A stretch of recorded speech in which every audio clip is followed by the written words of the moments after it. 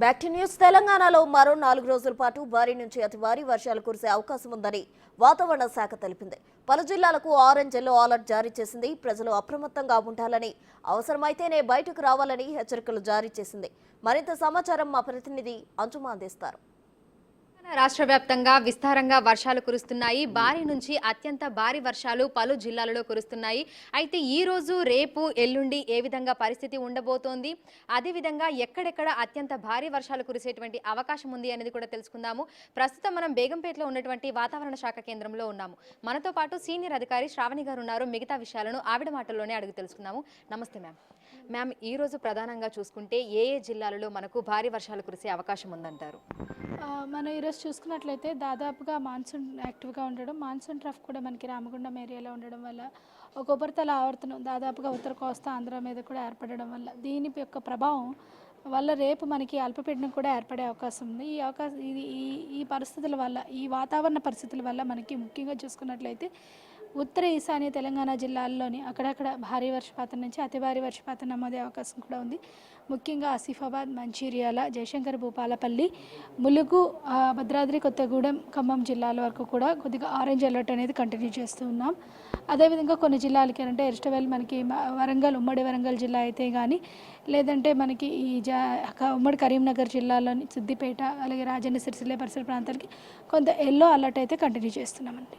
మొత్తం జిల్లాలన్నీ కూడా సాధారణ స్థితిలోనే ఉన్నాయి. అత్యధికంగా మనకి నారాయణపేట 102% అధికంగా ఉందన్నమాట. సో ఈ అల్పపీడనం అనేది అంటే ఏ విధంగా ఉంది, ప్రస్తుతం ఏంటి అనేది ఒకసారి ఎక్స్ప్లెయిన్ చేయండి. మనకి ఉత్తర కోస్తాంధ్ర మీద ఒక ఉపరితల ఆవర్తనం అనేది ఏర్పడింది. ఇది ఇప్పుడు ప్రస్తుతానికి ఉపరితల ఆవర్తనం ఇక్కడే కొనసాగుతుంది. ఇది వచ్చే 24 గంటల్లో అల్పపీడనంగా మారే అవకాశం అయితే కనిపిస్తుంది. ఈ అల్పపీడన ప్రభావం అనేది ఉత్తర కోస్తాంధ్ర మరియు ఉత్తర ఈశాన్య తెలంగాణ జిల్లాల మీద ఎక్కువగా ఉండే అవకాశం అయితే కనిపిస్తుంది. దీని యొక్క ప్రభావం వల్ల మనకి 2 రోజులు మాత్రం, ఈ 2 రోజులు భారీ నుంచి అతి భారీ వర్షపాతం నమోదయ్యే అవకాశం ఉంది.